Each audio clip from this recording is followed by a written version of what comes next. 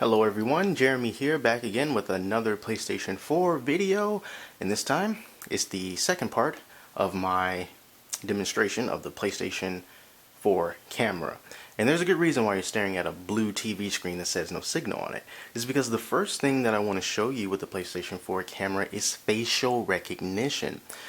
Facial recognition is a new feature, and it lets the PS4 sign you into your own individual account just by looking at your face. This works better if there are multiple people using the PlayStation 4 with different sub-accounts, and it's something that the console will ask you if you want to set up as soon as you plug it in and turn on the console. So, here are my options. I can easily just click X right now, and it will just sign me right in because, yeah, I'm Jeremy Hill, go ahead. But how does it know that I am Jeremy Hill? That's what this whole thing is for. So without me clicking X on the controller to show it that it's me, if you look down at the bottom left hand corner of the screen, it says searching for registered faces. So I'm going to step in front of the camera, bend down, put my face in the camera, and see if it recognizes me. Or at least a face. Alright, so it has recognized the face. That's a cat back there, by the way. And now I have to show my face and the light bar on the controllers of the PlayStation camera. So I'm going to bend down a little bit here on one knee. So that's my face. Put the controller here. And it signed me in as Jeremy Hill. So let's see what else we can do. Let's kill the lights. That's better. So the functionality of the PlayStation camera, at least right now, is, it's not very expansive. There are some things you can do just for navigation's sake, and maybe it can be faster than just going to something and just clicking X, but since there's so little things on my home page right now, it's not really going to happen. Now, the PlayStation camera is activated by saying the word of the console. So I can just say PlayStation 4, PlayStation 5, PlayStation 6, and it's not picking up on anything because I have a continuous string of speech. But if I pause it by just saying PlayStation, you see those are the options that come up at the bottom of the screen. It says power, it says take screenshot, it says login, and as long as I keep talking and putting some more words in between those, it's not going to just automatically do something. If I were to say take screenshot and go to the zoo, it's not going to do anything. I can say PlayStation, I love you so much. The bar is not going to come up. But if I just say PlayStation, and if I just say power,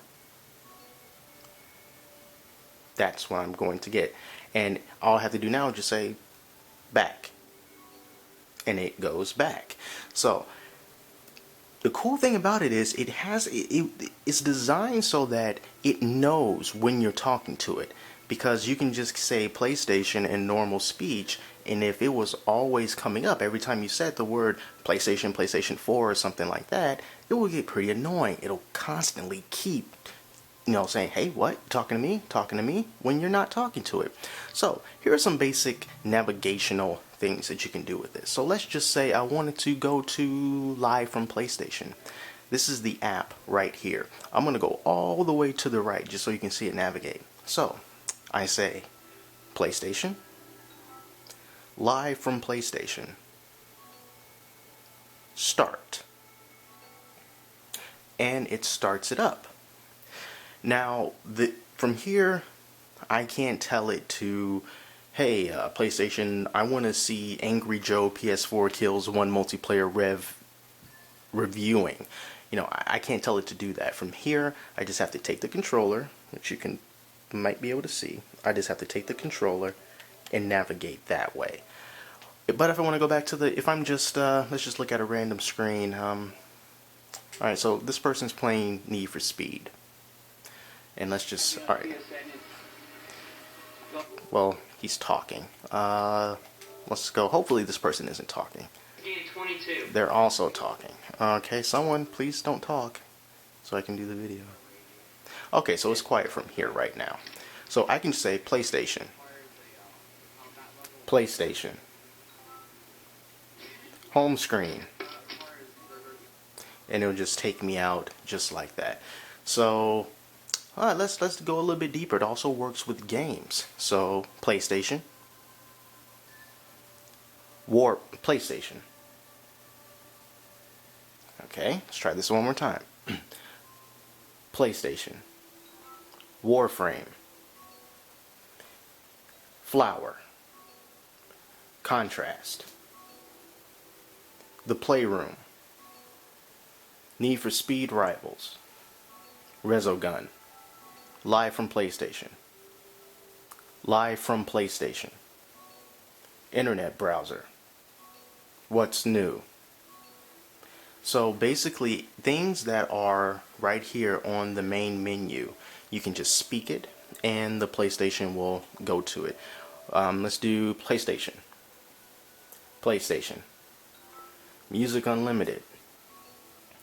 And it does that. But unfortunately, you can't tell it to go to things like these menu items up here. So I can't say PlayStation.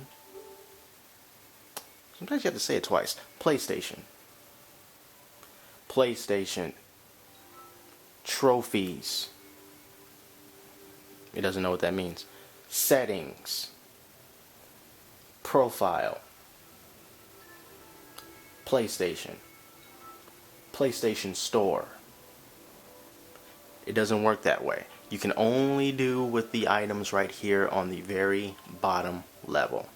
It's the only way that you're going to get it to work. So that's really the extent, at least to my knowledge, of the menu navigation with the PlayStation Eye camera. Granted, there's more things that you can do with this.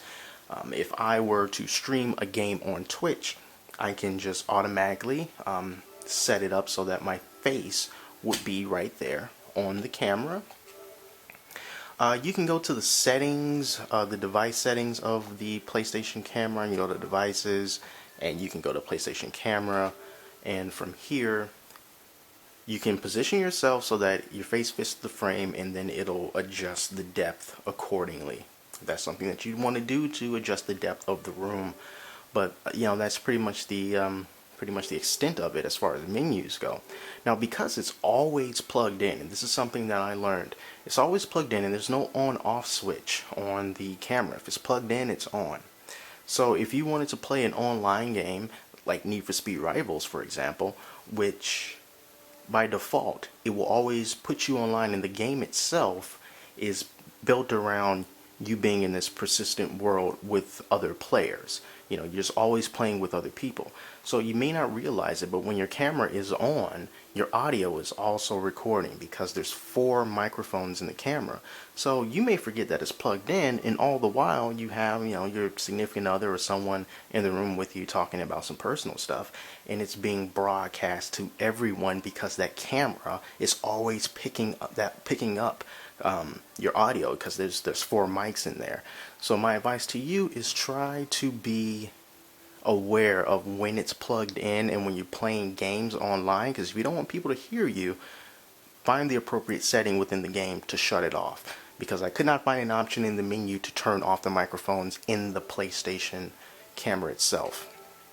So if I were to go to sound and screen and go to audio output, is just audio output either through the television, HDMI, or optical, or to the headphones. The PlayStation camera only has depth control. That's the only option that we have in there. So that's the PlayStation camera. Again, you can do Twitch, two-in-one thing, video and audio through Twitch or Ustream. With this camera, search the menus, PlayStation, Resogun. You know, you can do stuff like that and start it up, you know, if you want. Let's see if it works this in the game. Start. So we're going to start up Resogun really quickly. And while Resogun is playing, Wait, did it start? PlayStation. PlayStation. Start. Resogun. Start. Start. Alright. It's not a perfect science. It's a $60 camera. You are seeing its flaws and the things that it's good at all right here. So I'm just going to see if I can get it to go back to the menu from here just by saying those famous words. PlayStation. Home screen. Back to game. Take a screenshot. Oh, I have to say it first. PlayStation. PlayStation. Home screen.